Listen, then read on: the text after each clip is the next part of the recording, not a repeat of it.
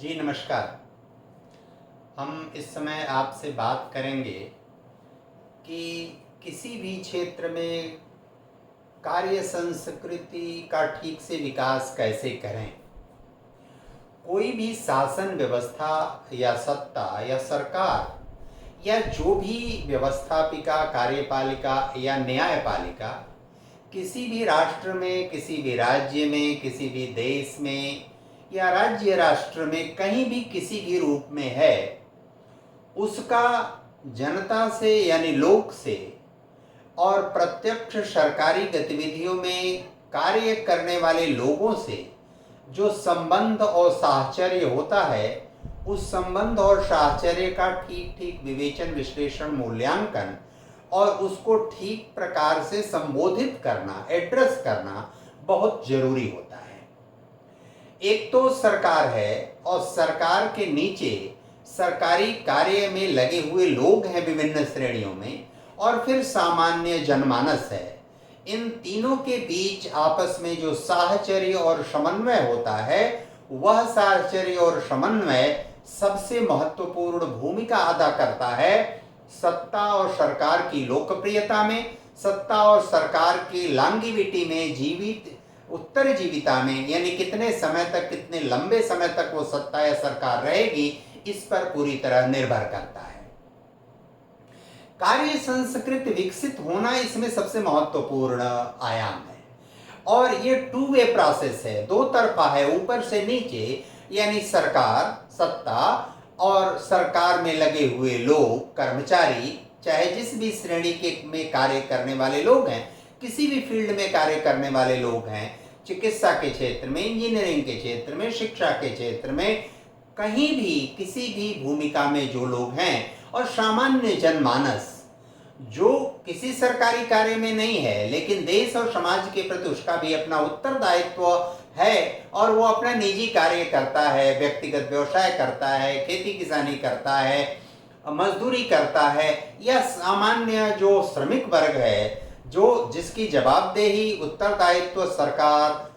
देश, समाज सबके प्रति पर्याप्त मात्रा में होता है, तो सरकारी कार्य में लगे हुए लोग और सामान्य जनमानस, फिर सामान्य जनमानस यानी नागरिक समुदाय, और फिर उसके ऊपर सरकारी कार्य में लगे हुए लोग, और फिर सरकार, ये नीचे से ऊपर और ऊपर से नीचे एक चक्र बनता है, और इस चक्र की जीवंतता बनी रहनी चाहिए, और वो बनी रहती है कार्य संस्कृति का ठीक से विकास अगर हुआ है तो यह जीवंतता बनी रहती है। कार्य संस्कृति का विकास करेगा कौन? इसकी सबसे बड़ी और अहम जिम्मेदारी सत्ता या सरकार की होती है, और सत्ता और सरकार की यह जो जिम्मेदारी होती है, उसमें सबसे जरूरी उपाय होता है पहले चरण में कि वह जब किसी को कोई कार्य या उत्तरदायित्व सौंपे, या किसी को मान लीजिए किसी नौकरी पर रखे, किसी पद पर रखे, कोई भी उत्तरदायित्व अगर उसने दिया, कार्य दिया, चाहे वो शिक्षा के क्षेत्र में, चिकित्सा के क्षेत्र में, इंजीनियरिंग के क्षेत्र में, या कहीं भी कोई भी उत्तरदायित्व यदि दिया, चाहे वो बड़ा उत्तरदायित्व दिया या छोटा उत्तरदायित्व दिया, तो उसका पहला दायित्व है सरकार का कि उस व्यक्ति की रुचि का, योग्यता का और क्षमता का ठीक ठीक मूल्यांकन करके उसको वह उत्तरदायित्व देना चाहिए। और अगर उत्तरदायित्व कोई केवल नौकरी पाने के उद्देश्य से कोई चीज चाहता है, तो उसको उत्तरदायित्व, उसकी रुचि किसमें है, उसकी योग्यता किसमें है, उसकी क्षमता किसमें है, इन तीनों को मिलाकर यानी उसकी सिद्धता किसमें है, इसका सटीक और ठीक मूल्यांकन करेंगे युवा वर्ग का या किसी भी आयु वर्ग के व्यक्ति का, तो उसको जो उत्तरदायित्व देंगे उससे ठीक कार्य संस्कृति का विकास होगा। दूसरे चरण में आपने उत्तरदायित्व उसको दे दिया, तो उत्तरदायित्व दे देने के बाद यानी कार्य में आपने लगा दिया, कार्य में लगा देने के बाद आपकी जो जिम्मेदारी है वो जिम्मेदारी 3 और चीजों के मूल्यांकन की है। और वह मूल्यांकन यह है कि उस व्यक्ति की मानसिकता क्या है, यानी उसका मनोविज्ञान क्या है। दूसरा, उस व्यक्ति की आवश्यकता क्या है, यानी किस उद्देश्य से वो कार्य कर रहा है। और तीसरी चीज, आपका उस पर और उसका आप पर विश्वास किस स्तर का है। यदि इनका भी मूल्यांकन आपने किया या मूल्यांकन की कोई विधि तंत्र आपने विकसित किया, मूल्यांकन की कोई तकनीक या आपने कोई उपागम, आपने कोई स्ट्रेटजी या कोई व्यूह रचना आपने बनाया है, तो आप ठीक ठीक कार्य संस्कृति का विकास कर सकते हैं। कार्य देने के पहले आपको रुचि का, योग्यता का, क्षमता का ठीक ठीक मूल्यांकन बिना किसी पूर्वाग्रह के करना पड़ेगा। और कार्य दे देने के बाद, यानी कार्य और उत्तरदायित्व, यानी दायित्व और उत्तरदायित्व, यानी ड्यूटी और रिस्पांसिबिलिटी यदि आपने दे दिया, तो उसके बाद आपको मूल्यांकन करना है उस व्यक्ति के मनोविज्ञान का, यानी उसकी मानसिकता क्या है, आवश्यकता का, यानी किस उद्देश्य से कार्य कर रहा है, और फिर तीसरा, विश्वास का, सरकार के प्रति उसका और उसके प्रति सरकार का विश्वास कितना है। यदि अब हम ऊपर से नीचे चलते हैं, यदि सरकार का, जिसको उसने दायित्व और उत्तरदायित्व दिया है, उस पर भरोसा और विश्वास नहीं है, और जिसको दायित्व दिया है उसका सरकार पर भरोसा और विश्वास नहीं है, तो कार्य संस्कृति विकसित नहीं होगी। चाहे आप कितना हो डंडा चला लें, चाहे कितना हो चाबुक चला लें, चाहे आप कितना हो ऑनलाइन हाजिरी करा लें, उपस्थिति दर्ज करा लें, चाहे आप कितना हो थंब इंप्रेशन या अंगूठा लगवा लें, आप कार्य संस्कृति का विकास नहीं कर सकते। यह सरकार और दायित्व या और उत्तरदायित्व निर्वहन करने वाले के बीच का ही विषय नहीं है। किसी संस्था, किसी व्यवस्था, किसी कारखाने, किसी भी कार्यालय में जो उच्च पदाधिकारी है और उसके नीचे, उनके बीच दोनों तरफ का विश्वास का वातावरण अगर उत्कृष्ट श्रेणी का नहीं है, वो विश्वास पैदा करने का यत्न नहीं किया गया, यानी कम से कम विश्वास का स्तर इतना होना चाहिए कि सामान्य परिस्थितियों में अविश्वास करने की बात का वातावरण या परिस्थिति उत्पन्न ही नहीं होनी चाहिए। अगर आपने कोई बात कहा तो उनको उस पर विश्वास, उन्होंने कोई बात कहा तो आपको विश्वास, और इसके लिए आपको किसी प्रमाण पत्र की आवश्यकता नहीं होनी चाहिए। दूसरा, अगर जिसको आपने दायित्व और उत्तरदायित्व, ड्यूटी और रिस्पांसिबिलिटी असाइन किया है,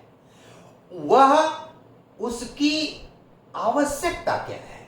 वह जो कार्य कर रहा है उसका लक्ष्य क्या है, क्यों कर रहा है। वह लक्ष्य यानी कार्य कर रहा है अपनी गृहस्थी की परवरिश के लिए, अपने जीवन की परवरिश के लिए, उस कार्य में अभिरुचि के कारण, उस कार्य में कोई बेहतर अच्छा योगदान देने के उद्देश्य से कर रहा है, कोई शोध करना चाहता है, कोई नया योगदान करना चाहता है, कोई सकारात्मक योगदान करना चाहता है, जो भी करना चाहता है उसका ठीक ठीक आपके पास मूल्यांकन होना चाहिए। और इसके लिए भी आप कोई व्यूह रचना, कोई स्ट्रेटजी बना सकते हैं, कोई उपागम, कोई अप्रोच लगा सकते हैं, कोई टेक्निक आप बना सकते हैं, कोई तकनीक, इसके लिए कोई विधि तंत्र, मेथोडोलॉजी आप लागू कर सकते हैं।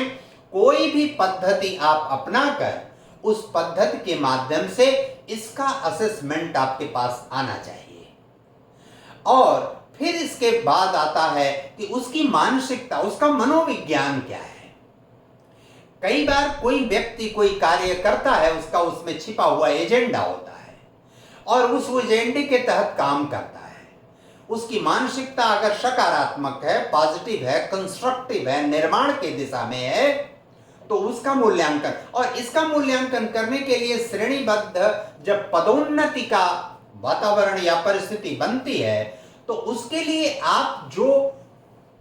तरीका, जो क्राइटेरिया तय करते हैं, उससे आप बहुत सारी चीजों को भांप सकते हैं, जान सकते हैं।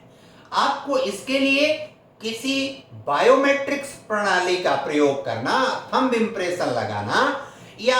आप 8 घंटे, 10 घंटे, 12 घंटे, 16 घंटे कार्यालय में या किसी संस्थान में आप उसको बैठा के रखेंगे, इससे कार्य नहीं होता। अनेक बार अगर मन, मस्तिष्क और शरीर साथ देता है तो 4-6 घंटे में जो काम हो सकता है, अगर मन नहीं लग रहा है तो 10-12 घंटे में भी वो कार्य नहीं हो पाता है। इसलिए उसकी बहुत आवश्यकता होती है। और इसकी शिनाख्त करना, इसके बाद जो योग्यता का, क्षमता का और रुचि का विषय है, उसकी भी जानकारी बहुत आवश्यक और अपरिहार्य होती है। अनेक बार व्यक्ति की रुचि कोई और कार्य करने की है, लेकिन नौकरी करने की जहां तक मन स्थिति और वातावरण है, उसके कारण वो कहीं और चला जाता है और फिर वह कार्य ठीक से नहीं कर पाता। ऐसी परिस्थिति में भी हमको इसका मूल्यांकन करना पड़ेगा और एक ऐसी शिक्षा में पद्धति विकसित करनी पड़ेगी कि 8वीं के बाद या 10वीं के बाद जो विद्यार्थी या छात्र आए, उसकी रुचि और अभिरुचि किस क्षेत्र में है, इसका मूल्यांकन करने वाला, इसकी काउंसलिंग करने वाला, विद्यालय में अध्यापक को इस तरह का वातावरण, इस तरह का परिवेश देना, अध्यापक को अन्य कोई कार्य कदापि नहीं देना।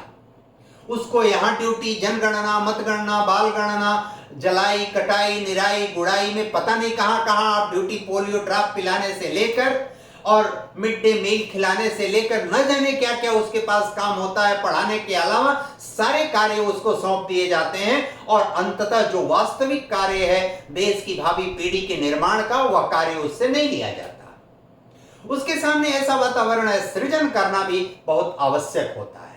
उसको हाई स्कूल स्तर से ही जब उसकी शिक्षा ऊपर बढ़ने लगे तो उसकी अभिरुचि का ध्यान रखकर उसकी काउंसलिंग करके उस दिशा में उसको प्रवृत्त करने की योजना बनानी चाहिए।